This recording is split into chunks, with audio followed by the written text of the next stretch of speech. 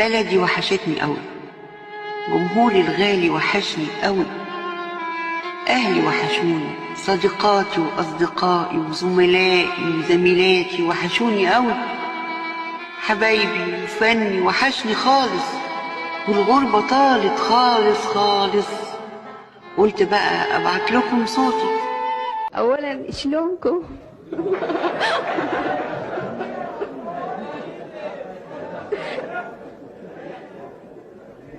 الحقيقة ان انا النهاردة يعني عندي عيدين.